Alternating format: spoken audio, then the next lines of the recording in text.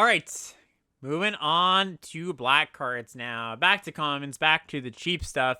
Vincent's Limit Break. I knew it was a thing. I knew Limit Break was a thing. So 2 mana for an instant with tiered. This is a weird one, so stick with me. Until end of turn, target creature you control gains. When this creature dies, return to the battlefield tapped under its owner's control. Parentheses, or sorry, quotations, and has the chosen base power and toughness. Either 0 additional mana to make it a 3/2, 1 additional mana, so 3 mana overall to make it a 5/2, or 5 mana overall to make it a 7/2. When I first read this, I thought it was like, oh, it's gonna die and then come back as one of those things, which is like kind of weird. But it turns into that, and then it dies, and then it comes back. Yeah, I definitely have to thank your Discord for parsing this correctly for me. Yeah, it's another one that's oddly templated. I feel like some clarity could have been done there. Anyways, though, what do we think about this one? Card's weird. Yeah. Super. Very tough to evaluate because it's better. The perfect target is tiny value creatures, right? Right, making them big. It also works reasonably well on like wizard token, like 0/1s that have no or equipped creatures because they add the power after. So for 5 mana, you can turn your like rat into a 7/2, trade with rebuy the burglar rat, which is interesting flexibility to have because I really don't know on this one. Do you want to say anything? I'm floundering here. Yeah, no. I mean, like, yeah, the burglar rat card, Hectize is what it's called in this set. 2 mana, 1/1 comes in, discard a card, or opponent discards a card. That's kind of a natural pairing with this card. Yeah, it's just really strange. It's just a really strange card. I mean, it's gonna play like a lot of the kind of cards we've seen like this before. Like you save a creature, good ETB, but I don't know. I'm not gonna give it a super high grade because like often the 2 mana versions of this compared to the 1 mana versions are quite a bit worse. What do we end up giving it? I think we both came in a little high. If I were to kind of go back and do it all again today, we both gave it a C minus. I'm not sure it's a C range card. Oh, somebody in chat points out a good point. It's pretty good with the Saga creatures. Yeah. No, I did clock that, but it's definitely good to mention. Yeah. Okay. Just for 2 mana to rebuy them. You don't get the the combat trick side of it, but you are basically just rebuying it for 2 mana. Well, I mean, like you kind of do get the combat side. Like if you want to trade with something in combat, and then like if your thing was going to die the next turn anyways, right? Like you maybe lose out on the last chapter, but then like you get through the 3 previous chapters or whatever. Yeah. In any case, it plays well with the Saga creatures. Don't have to spend too much more time with it. I'm gonna stick with my C minus. Did you want to go down to D? Something? I mean, I gave it a C minus. I'll stick with it there, but very weird card, which I'm happy to see cards like that being designed that make me be like, I just genuinely have no clue. Yeah, totally. Resentful Revelation is up next. So, one in a black for a sorcery. Look at the top 3 cards of your library. Take 1, put the rest in the graveyard. Flashback for 7 mana. I like That's minor upside. 7 mana is a lot. It is. Just the front side of this though has me reasonably interested in the like blue black and green black versions of the deck. More so in blue black that doesn't care about creatures and permanents. Yeah. I don't know. I you obviously can't play too many of these, but like this is a pretty strong effect. Mm-hmm. Yeah. This one I do think is in the C range. I gave it a C minus, and I'm pretty happy with that. Yep. Yeah, I think I probably gave it either a C or a C minus as well. Yeah, I don't know. Solid card. Very, very good for all the things that these black decks are doing. Hectize, here it is. 2 mana, 1/1. When it enters, each opponent discards a card. So we see these all the time, and they kind of vary from fine to oh yeah, this is actually pretty good. Often context of like what you're doing with the body really comes into play there of deciding if it's going to be one of the great ones or one of the kind of whatever ones. I think in this set, it's going to be pretty good. I think with all the equipment running around, with the sacrifice theme, I think there's just like a lot of reasons to like this card. Yeah, no types, but still solid. We both gave it a C plus. Yep. Vane's Treachery up next. 2 mana for an instant with Kicker. You can kick it by sacking an artifact or a creature. Target creature gets -2/-2 until end of turn, but if it was kicked, that creature gets -6/-6 instead. Okay. Direct reprint of Final Flourish? Yep. This is the exact same card, right? Same thing. And that was a great card in that format. Instant speed Sack Outlet, like if nothing else, like this good removal spell, but also instant speed Sack Outlet. Yep, very efficient. We both gave this a B minus. Nice. Yeah, love that. Undercity Dire Rat. 2 mana 2/2. When it dies, you make a treasure token. So kind of just fine fodder, fine 2-drop. Some split opinions on this card based on what I've been reading. So some people kind of love it, some hate it. Yeah. You and I both are somewhat in the middle with a C minus hesitant grade, but hedging a little bit, I guess. Yeah, I could see it being better, definitely. Like the people who are saying that are people that whose opinions I really trust. Danelius and Real Nikwam in chat for sure. Like those are great players. So I'm not 100% sure we're right on this one, but I just kind of feel like you trade this off. Okay, you get a treasure. That's a good deal. It doesn't, like, for your sacrifice purposes, it only really works one way, because you're not often that happy to like sack the 2/2 to get a treasure. You really want this to die first and then sack the treasure if you care about sacking a treasure or sacking a permanent for whatever, for your flourish or whatever that called, the treachery, the card we just saw, the removal spell. So I don't know. Like I said, I could see this being better, but I'm gonna stick with my C minus.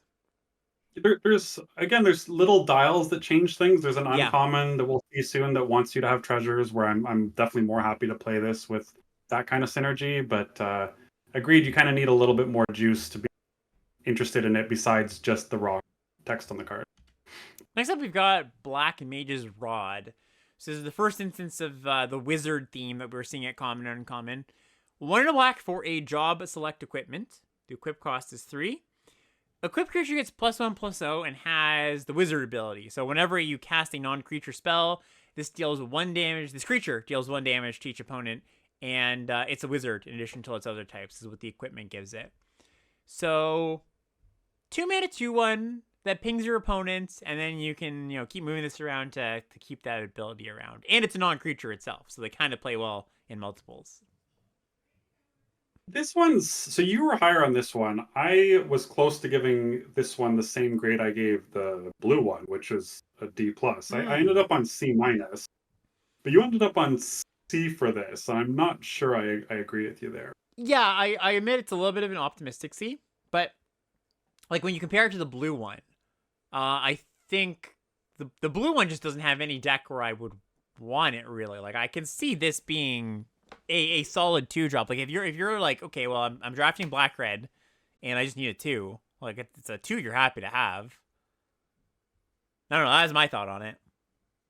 Like to me it's the reverse. Like I think I'm more happy to play an artifact in blue white for just being an artifact than I am to play a pinger just for being a pinger in red black. Yeah, I could see it. I don't know. Yeah, this is probably one we don't have to spend too much time on, but yeah, I guess I'm slightly more optimistic, I think, about the red-black deck than you are. It's kind of what it sounds like. And I don't know if that optimistic, like, is just like, I think it sounds interesting, or, I have it, I think the cards are a little bit better. It's more the first one, probably. But I don't know. I just saw this, and I saw, like, okay, like, for your red-black deck, this is, like, a totally fine thing you're going to do on 2. Yeah. All right. Next up is Quitrub Forayer. Yeah, Quitrub Forayer. 3 mana for a 3/2. When it enters, either destroy target creature that was dealt damage this turn, or exile up to 2 cards from a single graveyard. Meh. D minus from me, D for you. It's even worse because it's a zombie, so it's one of the few creatures that gets exiled with the Phoenix Quill or Feather or whatever that card was. Next up is, oh man, this is an interesting one. Get in a lot of people poo-pooing this one. I'm not saying it's great, but I think it's interesting. Cornered by Black Mages. 1 black for a sorcery. Target opponent sacrifices a creature of their choice. You make a 0/1 black wizard token with that pinging ability. Whenever you cast a non-creature, it deals 1 damage to each opponent. It's a The weird one. black is really rough I because know. you really want to cast this on curve to reduce your opponent's I options. know. I know. If I'd be in for this card if it was not that. If it wasn't double black. But yeah, it's such a hard sell. There's so many like tokens that your opponent can sacrifice too. I think it's gonna, like I almost want to give this a sideboard grade. I ended up giving it a D plus, and you were on C minus, but I could see this being a good sideboard card. Yeah, this has got to be just like one of the bigger question marks of the set. Like, you know, if I'm designing this, like I'm putting my designer hat on, like, why is this double black? Was it too good at single black, maybe? And if that's the case, is it like a little bit better than it looks? You know, it's like that kind of train of thought. So I don't know. We'll see. Next up is Ariman. 3 mana for a 2/2 flying death touch. Has the ability 3. Sack another creature or artifact. You draw a card.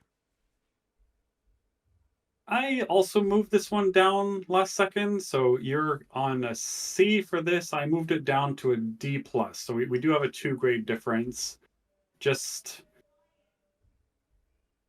a lot of mana to go through it, and not really a great payoff, and a little bit undersized. Sure. I just basically don't think the death touch does enough here.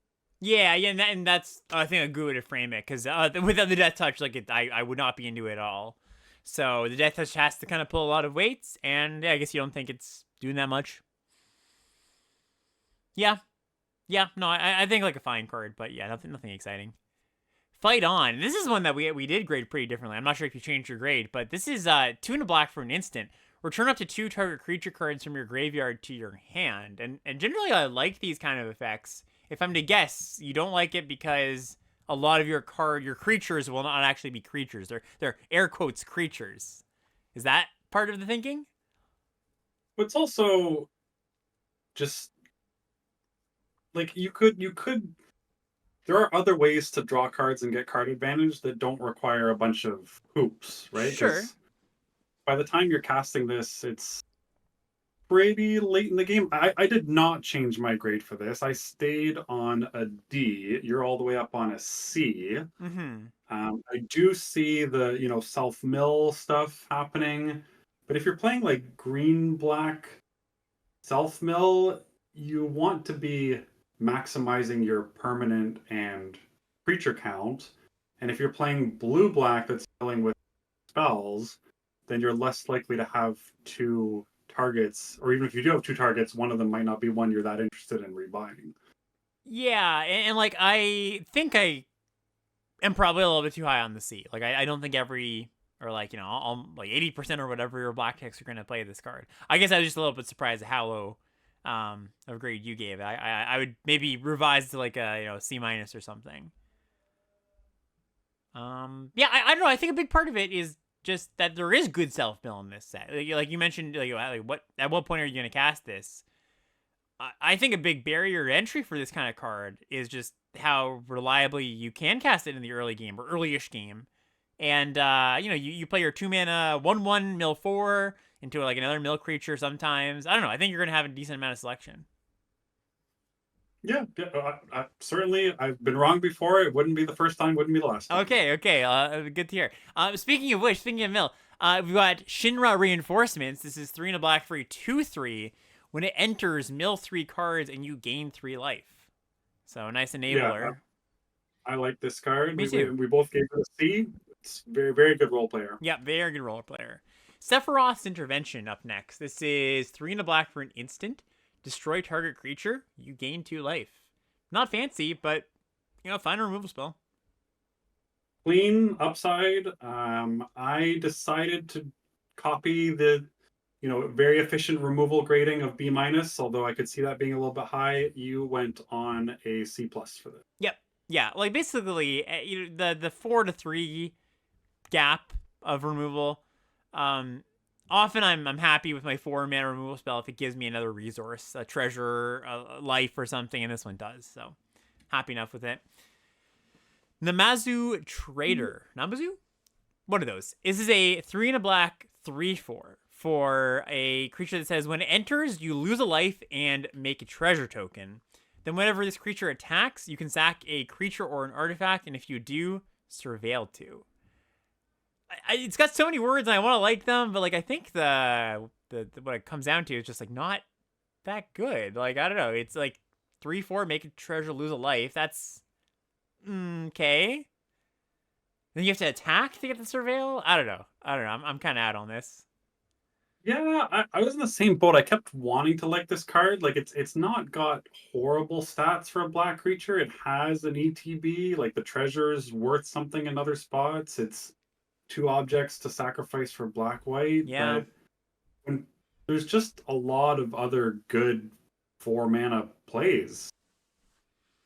It's got a lot of competition. Yeah, I guess that's what it comes down to. Like, it's never going to be your first choice, but it's probably also just, like, fine if you care about sacking or the treasure or any number of things like that. Yeah, you gave it a C-. I went down to D+ for that. Right.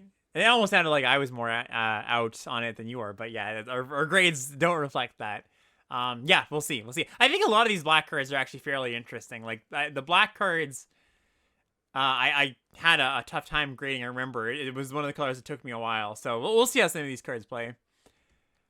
Malboro, like the cigarettes. This is 4 black for the 4/4. It's the land cycler of the cycle. So 2 mana swamp cycling, and it's got the ability when it enters, target opponent discards a card, loses 2 life, and exiles the top 3 cards of their library. A little better just because there's reanimation and the black that permanence. So you did go up to C- for this. I was again at a D+. Yeah.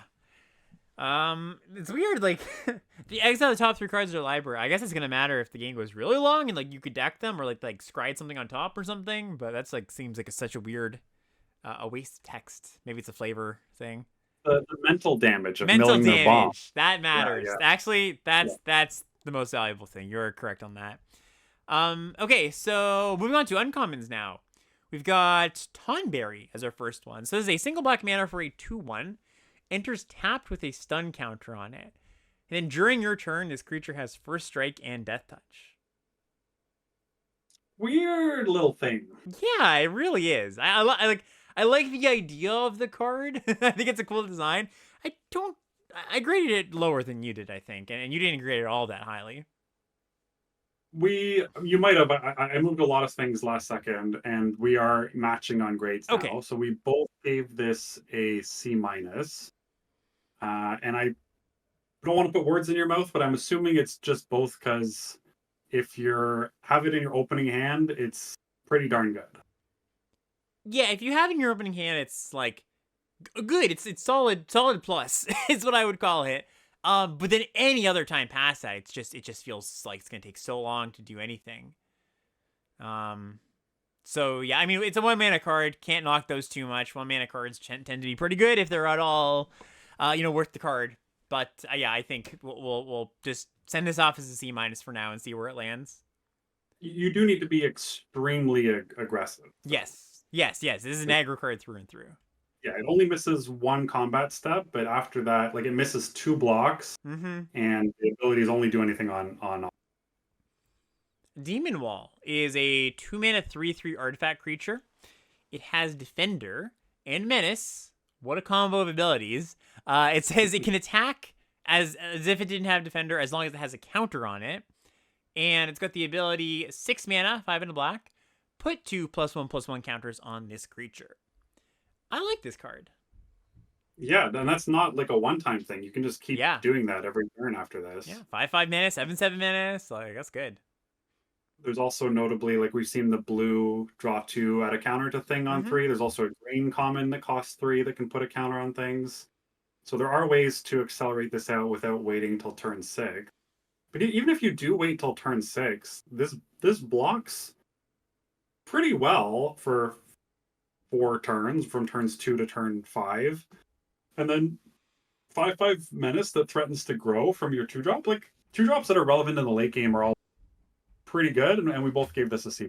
Yeah, no, I was about to say something very similar, where it's just like usually with these, you see them in blue usually, the 2 mana 3/3 defenders, And like the 3/3 defender is like it's a good stat line on turn 2, 3, 4 sometimes, but like you need them to do something else to really feel like they're worth the card. And this does that. So yeah, I'm a fan.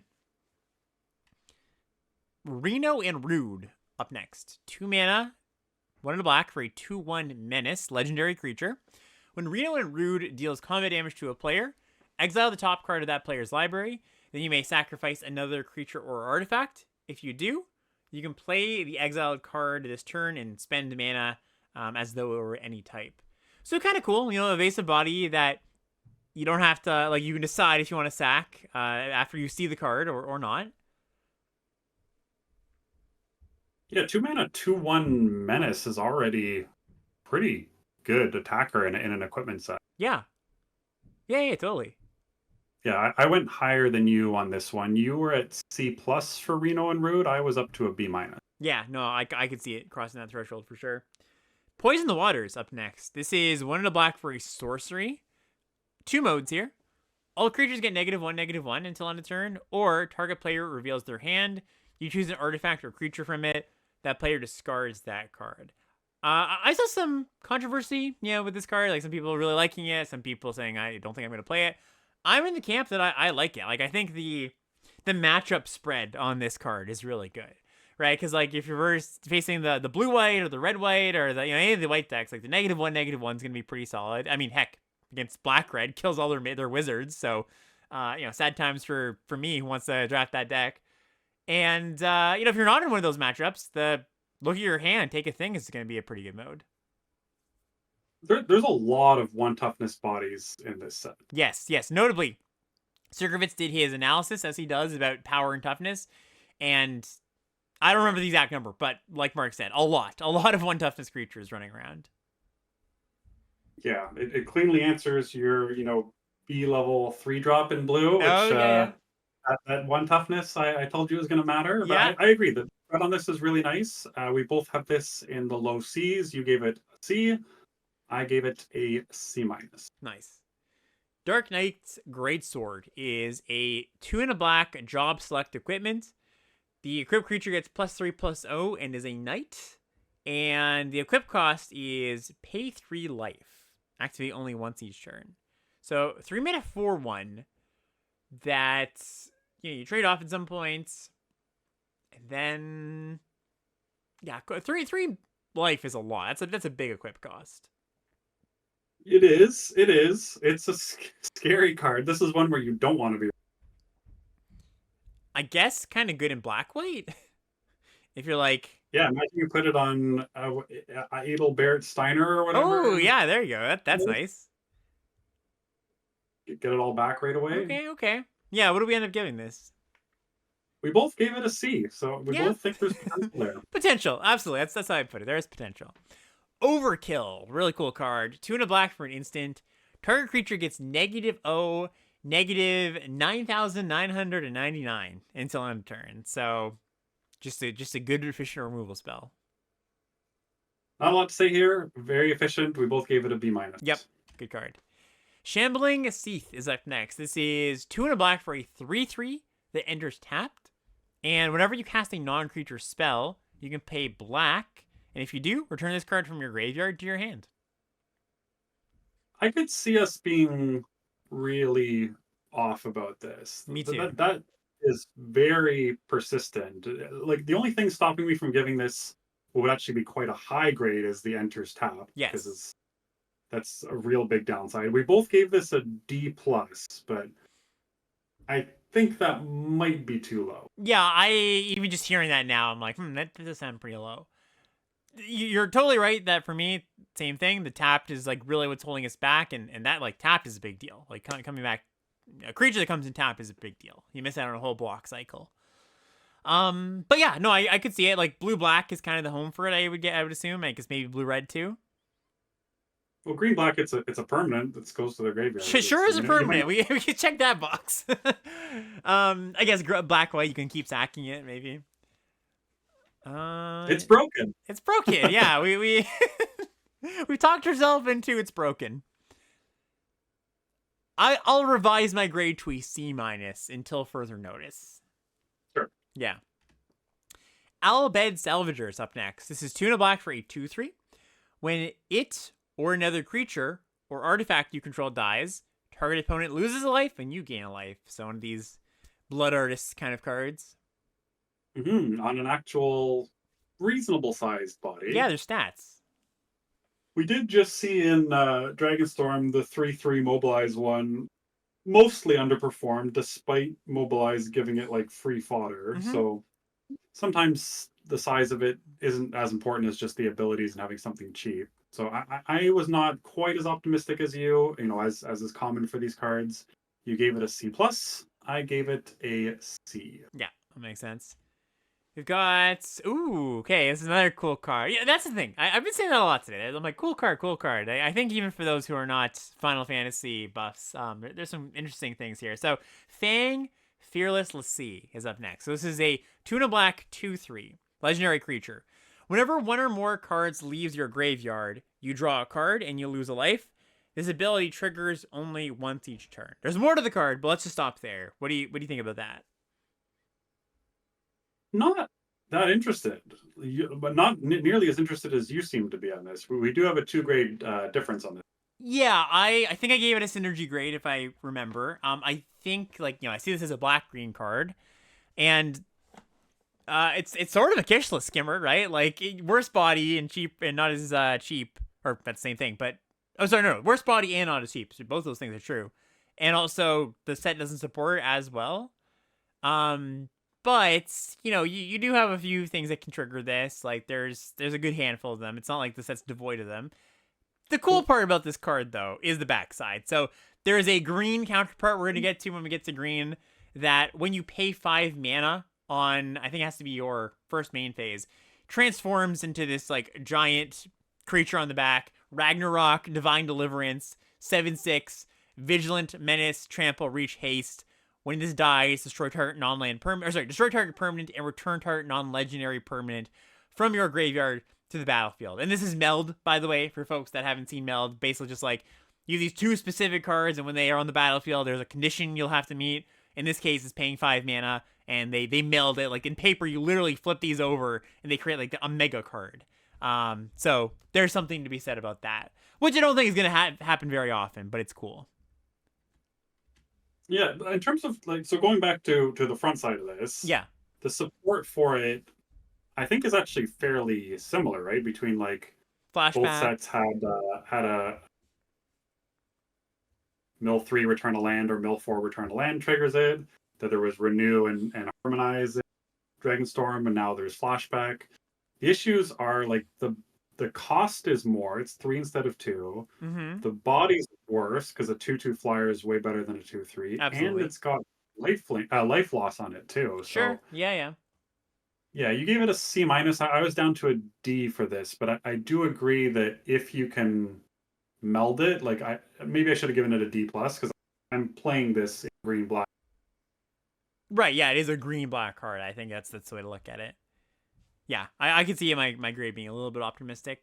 Here's another card I think is basically a green-black card. The Final Days is 2 black. Maybe it's got some more applications, other decks, but 2 black for a sorcery that says make 2 tapped 2/2 zombie tokens.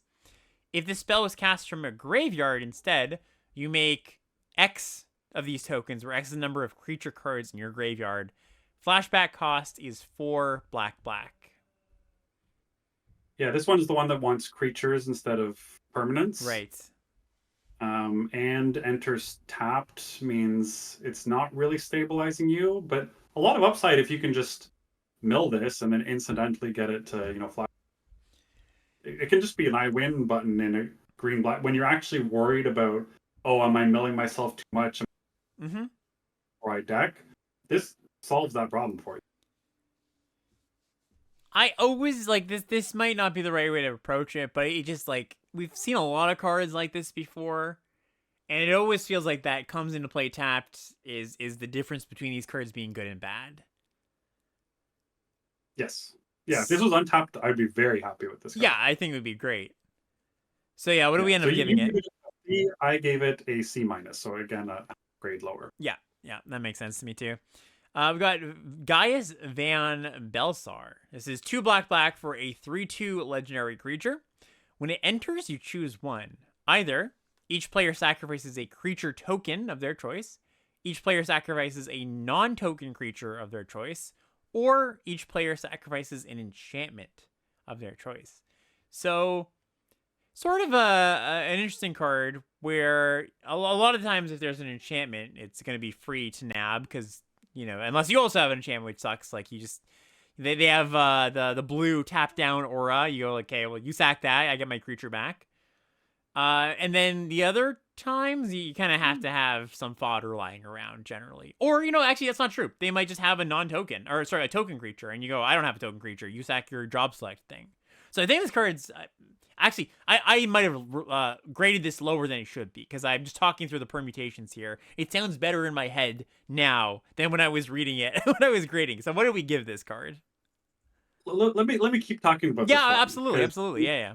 You just stumbled your way into talking about the upside without stumbling your way into talking Oh, about sure. the Yeah. because the awkward thing about this is there will be spots where you have a 1/1 hero and they have a creature, and you're going to want to be like, oh great, we both sack a thing, I'll lose my my token and you'll lose your 6/6 trampler or whatever. Yeah. And then you'll have to be like, oh no, wait, if I choose non-token, I can't sack my hero anymore. Right. Right? So the fact that you don't get selection over what to choose, you have to match the exact type that they're sacrificing. There will be spots where if they have a token, you eat it. If they have, a Saga creature or an enchantment, like a lockdown enchantment, you can eat that for free potentially. Those spots are going to be great. But it is both player sacrifice, and so there will be times that this is just a 4-mana edict, and that's not a very good card. No, for sure. I do think though that most of the time, like, there will be a mode on this card that makes them sacrifice something and you don't sacrifice anything. And it might not be the thing you want to kill, but like, they have a Saga, you don't. That seems like a pretty common situation. They have an enchantment removal spell, you don't. That seems pretty common. They have a job select token, you don't. And if you have a Saga creature that's about to hit its last chapter, Sure. you can still sacrifice it as a creature or an enchantment, right? So yeah, there's a lot of intricate different lines of combinations for this. It'll be an interesting one to play. You were thinking of bumping up your grade. I'm pretty happy with mine, and we did land in the spot. We both gave it a C+. Okay. Yeah. Maybe I'll come back to Earth and just on the C+. I don't know. I'm second guessing myself here, though. I could see this one coming up and just being a little bit better than that, but we'll see.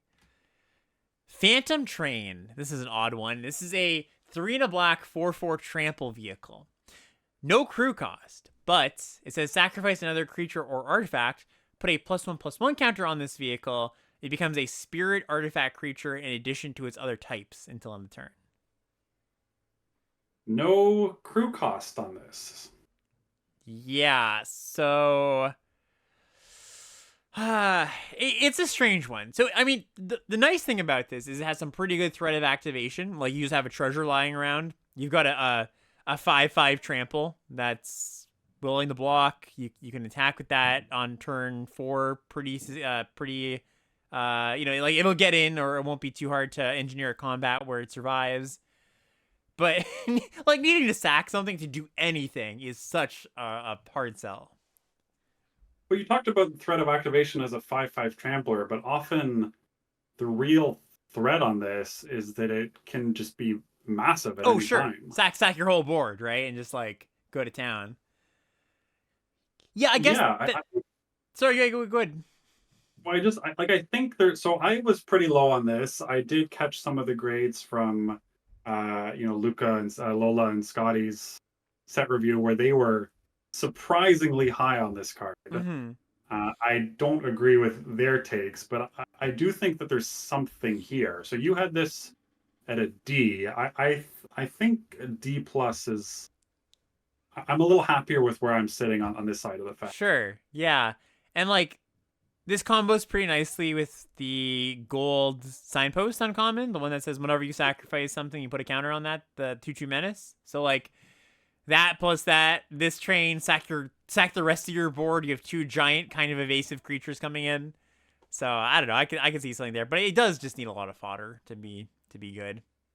There's also both an uncommon and a rare or mythic blood artist. So like Okay. there's Yeah, there's yeah. some tools there. Yeah. Okay. Yeah. I agree. I think D plus sounds good to me too. There's some applications. Circle of Power up next. This is a 3 and a black sorcery. You draw 2 cards, lose 2 life, and make one of those 0/1 pinging wizard tokens. And wizards you control get +1/+0 and gain lifelink until end of turn. So, yeah, go ahead. What? Go ahead. Oh no, I was gonna say it was like it's gonna this card's gonna disappoint a lot of people. I think because I think people are gonna be like, I get to gain a life on my wizard. No, that's not gonna work that way. It works on your other wizards. If you have other wizards, they ping and you get your lifelink. But the one wizard you make here does not get the lifelink. No, Alex. You do not get your lifelink on your other wizards pinging because they're gonna trigger before this resolve. Oh, duh. Yeah, like I'm disappointed. Even just reading this card, you're totally right. Okay. Wow, Okay, even worse. We were 3 grades different on this, and when I first saw this card, I initially thought it was an enchantment. Oh, that would I be would have nice. been like, super interested in that. Like that would have been really sweet, where like your wizards get a little benefit and then you do all this thing. But yeah, God. this is the only time you get a benefit from that last line of text is either if you cast another non-creature spell, or if you're getting your wizards into combat, which like they're all tiny mostly. It's not Yeah. that likely. Yeah, there's not that many non-token wizards. Like a lot of the cards. I mean, there's a few. There's some of the some the job select ones, right? Those make the thing into a wizard, but there's not a ton. Whew. Yeah, I'll probably come down to where you were. What grades did we give it? I gave this a D plus. You gave this a C plus. Yeah, I'll join you. No, I thought there was gonna be some like you gain back 3 life on it sometimes, but no, not gonna happen very often. Okay. Next up is side quest, Hunt the Mark. So this is 3 black for an enchantment. When this enters, destroy up to 1 target creature. At the beginning of your end step, if a creature died under the opponent's control this turn, you make a treasure token. And if you have 3 treasure tokens, you transform this enchantment into Yizmat. Sure. Ultimate Mark. This is a 5/6 legendary creature. Has the ability 1 in a black, sacrifice another creature or artifact. It gains indestructible until end of turn. Tap it. I just did a very lame camera bit where when you read Hunt the screen and when you read Ultimate Mark triumphantly return. I'm sad I missed that. I was too busy reading the card. Yeah, so cool card. What do you think about it? I like it. Not just for the pun, but I mean, I spell my name with a C, but I took it anyways. But I'm interested in this even without incidental treasures, I think. Yeah, I think so too. You'll just eventually transform into a good creature. Like 5/6, mostly, threat of activation, indestructible, also a sack outlet. Like that's good. It also instantly has its threat of activation because the 3 treasures means 2 of them can be spent to sacrifice the third one, right? I didn't even think about that. That's great. Cool. Yeah. Yeah. Grades. What do we give it? You gave it a C plus. I gave it a C. Yeah, fair enough. Next up, we've got Evil Reawakened. Evil Reawakened is a 4 and a black sorcery. Return target creature card from your graveyard to the battlefield with 2 +1/+1 counters on it. Okay, so vanilla 5 mana reanimate something. Not so good.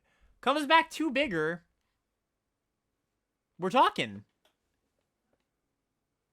Yeah, there's enough support for this. We both gave it a C. I could potentially see that being too low because the self mill and the land cycler means that there's pretty much always going to be something to target for this, and as long as you're hitting like a 3-drop on this, you're getting your mana's worth. Yeah, that's a great point. There was also, what was that card called? Defossilize from Lost Caverns of Ixalan. That explored. It didn't put counters on all the time, but you always kind of wanted it to put counters on rather than drawing you lands most of the time. So, and that card was good. That was actually a pretty strong card. So I could agree. I could see this card being better than we think. Mhm. Yeah, cool. Let's go to Summon Anima, which I believe is our last black common or uncommon here. This is a 4 black 4/4 menace saga creature. First 3 chapters say you draw a card and you lose a life. Last chapter, 4th chapter, each opponent sacrifices a creature and loses 3 life.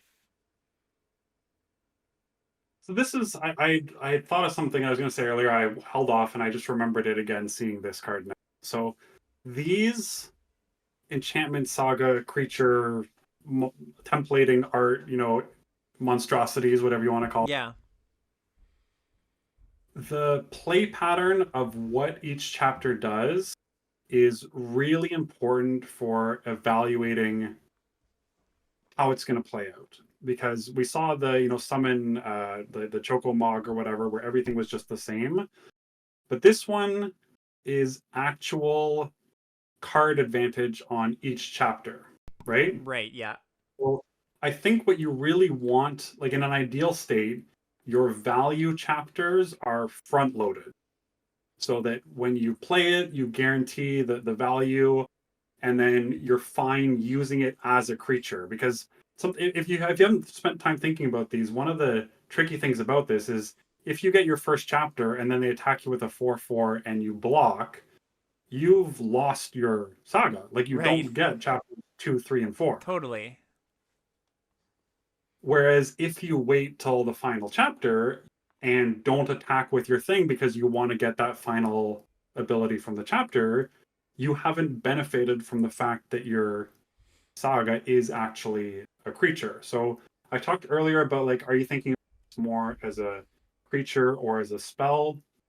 And where on that scale it falls is somewhat interesting, because these are worse than creatures. Like if it was just a creature with all those abilities, it'd be absolutely broken in half.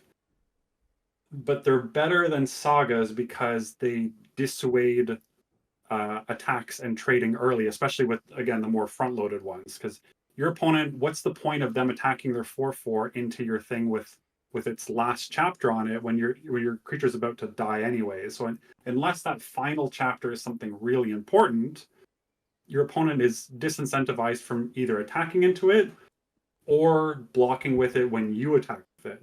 Right. So kind of long a spiel I'm going on here, but the fact that these disincentivize trading doesn't make it either an aggressive or a defensive card, because if you want it to be defensive, you leave it back on blocks, and the opponent to some extent is forced to kind of just like wait out the storm and be like, okay, that thing's gone in 2 turns, I'll just start attacking then. But if you want to be more aggressive, you can take the 1 or 2 combat steps that you get with it and be like, yeah, I'm going to put this into combat. Are you going to get an extra card's worth by like trading one of your creatures for it? Yeah, no, absolutely. I'm glad you covered that because that's all like important stuff as far as card evaluation goes. And this one is like front loaded value, right? Like you're drawing a bunch of cards. I mean, I guess the 4th ability is good too, but I think you're fairly happy just to say, like, I draw a card and then get my 4/4 menace into combat. All right, sorry, you draw 2 cards, then get your 4/4 menace into combat. I think that's fine.